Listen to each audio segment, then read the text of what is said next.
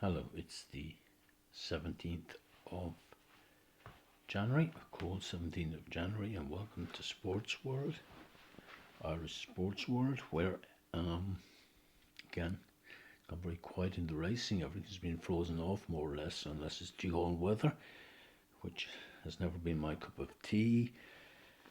In my dear old sumo, our man Hoshoru won his fourth bout today, and actually saw it, that courtesy of YouTube, and it was a tight match, and they often are. They often come down to just a very small margin, but he'll be happy enough with that. Other than that, in the tennis, I didn't see anything terribly exciting happening. Djokovic had a tireless match, and some supporter was giving him a hard time, which they're good at doing down in Australia. They're not much good at playing tennis in their own open. I'm not sure when the last time an Australian has actually won the Australian Open, so I guess they're probably a little bit tired of him winning. This would be, is it his 10th or his 11th Australian Open, so I guess some of them want, and it wouldn't be in the Australian thing to be quiet and humble. I don't think that's how we'd see them. Just wanted to talk a little bit. I've forgotten about one of my other favourite sports, boxing, which did a bit in college and always liked it.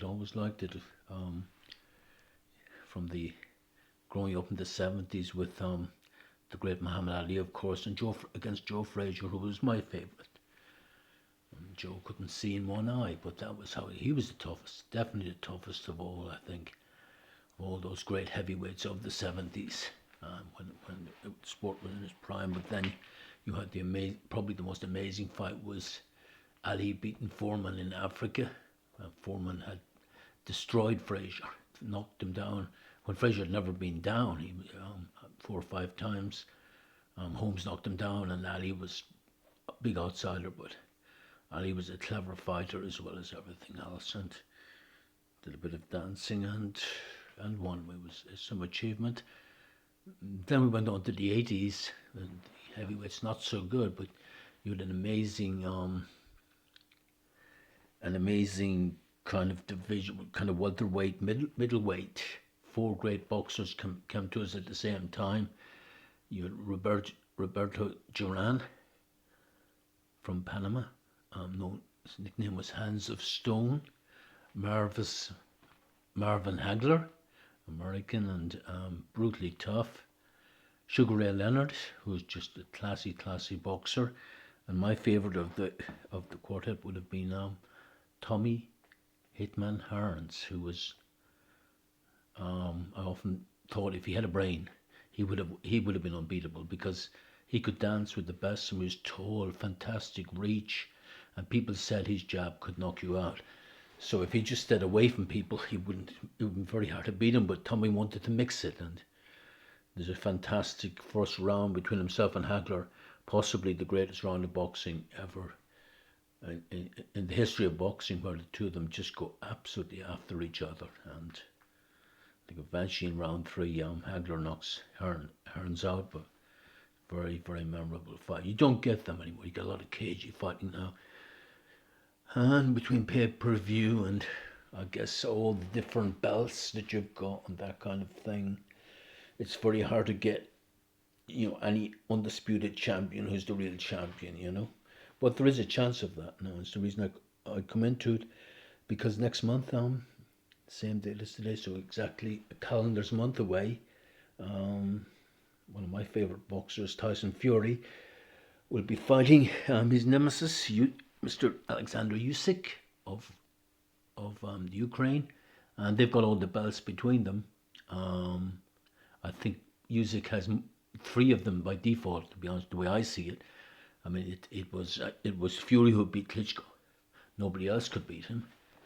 It was, and he took on Wilder in America, again, seen a hopeless case, and he beat him again, 3 rounds, and I think most people remember the first fight when Fury was way ahead in points, but Deontay Wilder had a big right hand in him, and he caught him once down. He got up and he caught him in the last round again, and it looked all over. I mean, it looked like not only was Fury gone down unconscious, but he was dead. Basically, it looked all over, but like much better than the rising of Lazarus. He got up on the 9 and won the fight.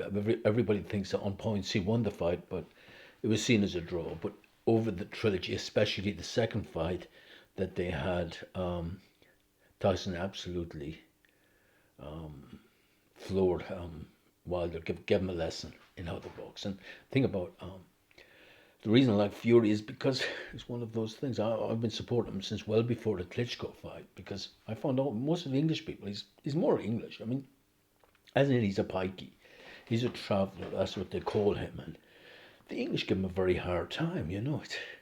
It's horrible to see because, you know, he said a few wrong things, of course. He said a few, unpolitically correct things about homosexuality and abortion, which didn't go down well. And the people are hitting him for other things, but that's what they're remembering. But I think he's a very good guy. And he doesn't look much.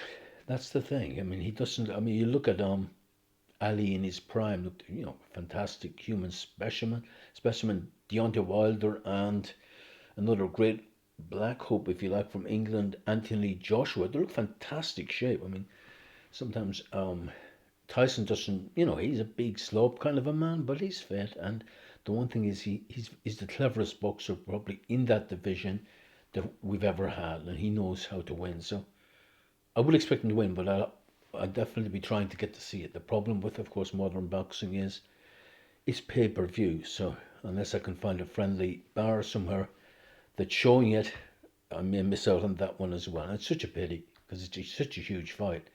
And because it's in Saudi Arabia as well, you'd think they'd foot the bill all over and make themselves so popular and everything else. But that's the big one, yeah.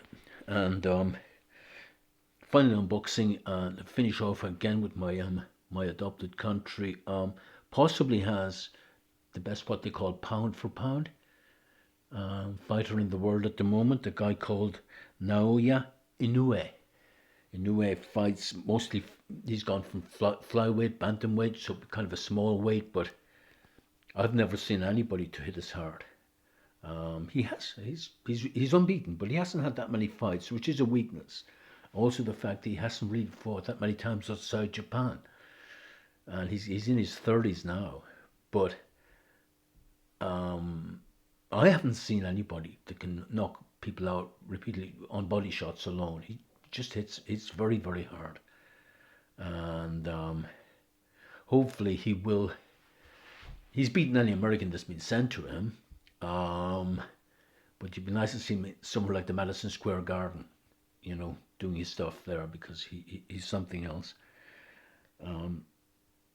That's it for today. Tomorrow is going to be very cold again, and as I said, the horse racing is in serious trouble, so I won't be losing any money this week, and that's it for now. Okay, and thank you for listening, and good night.